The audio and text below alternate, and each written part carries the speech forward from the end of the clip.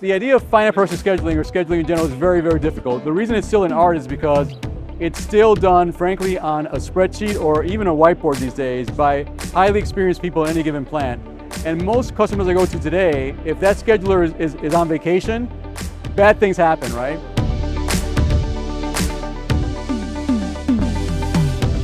So Google is one of the three hyperscalers that have basic cloud capabilities. And within that space, we have different verticals, and manufacturing is one of them. So basically we have teams of people who only call on manufacturing customers. And my role at Google as a manufacturing lead is to help our engineering teams understand what problems you're trying to solve from a supply chain and manufacturing standpoint to make sure our solutions are aligned to solving those problems, okay? So we're dedicated to servicing that vertical and dedicated to driving value to that vertical across the globe. My experience as plant manager, like any other manufacturing person, my first job was production supervisor on third shift at Ralston Farina in Dunkirk, New York. I worked my way up to the plant manager role and then did some business turnarounds at different levels of the company. So what that brings to the table is my ability to understand the challenges manufacturers are facing. So when I'm talking to a manufacturing executive, I understand exactly what they're going through.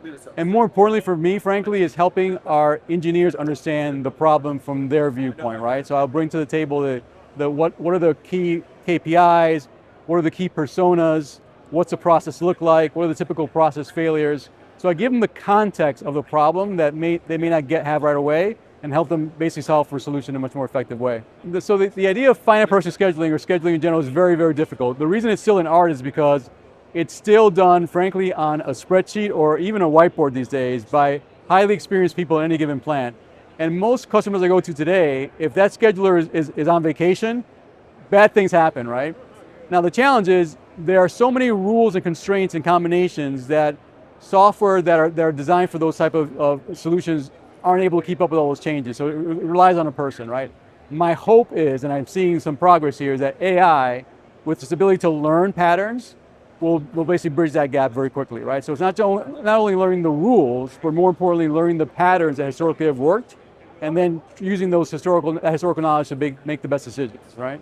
So as far as implementing generative AI, it's taken off. I mean, especially like any other manufacturing technologies, you've got kind of tiers of people adopting. By far, the main adopters are automotive OEMs, right? So I work with pretty much all of them. They're adopting generative AI in their operations.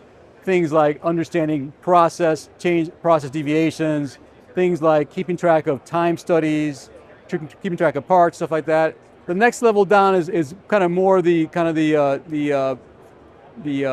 electronics manufacturers type people, so PCB boards, stuff like that. They're kind of more sophisticated manufacturers, but higher volume, so a lot of work there because they have a lot of data. They have a lot of usually newer machines, whether they be the inspection machines from companies like KO or other companies like that.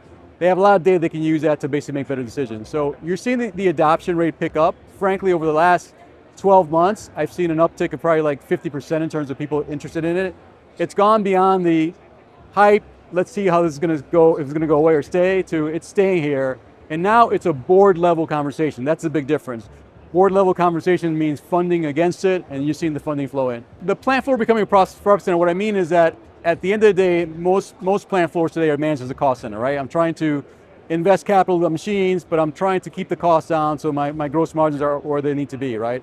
But at some point, what's happening because of the labor shortage, your demand will be greater than your ability to supply, right? And so an investment in manufacturing means picking up revenue, right? It's not just an investment to hope to pick up revenue. It's actually revenue you have revenue that's targeted there, demand that's there already, you're going to pick it up because you invest in manufacturing. So it's a different conversation. It's almost like the conversation people have today with sales and marketing leaders, right? I'm going to invest dollars to get revenue. I'm going to invest dollars in manufacturing. It's actually going to bring me revenue too, right off the bat. Yeah, so as far as the labor force and knowledge management and skills, I mean, in my early career, there was a lot of emphasis on process, procedures, following the rules, and really driving through that process. And essentially, you added the labor you needed to get the work done, right? So it's much more structured, right? I think as the labor gap increased, people have to become much more flexible with what people do. So that means more decisions being made by people on the floor. To what should I be doing now, given everything I have in front of me, right? Because it's not just a simple, clean job. And so you see that evolution of the frontline worker becoming a knowledge worker almost, right? So I'm not just an operator of a line, I need to make decisions based on my limited time and what I have to do, what's the best thing to do right now? So I see that evolution happening across all manufacturers. Yeah, I think manufacturing is definitely transferable. If you think about what manufacturers do, I think of it as managing a system of machines, people, and processes, right? And that's a pretty complex system. So whatever solution you build for manufacturing, the lessons learned from that solution and how you implement it will be transferable to other industries, because it's going to be a subset of that in some way or form, right? It's going to be, maybe it's only processes, people, maybe it's only assets, right?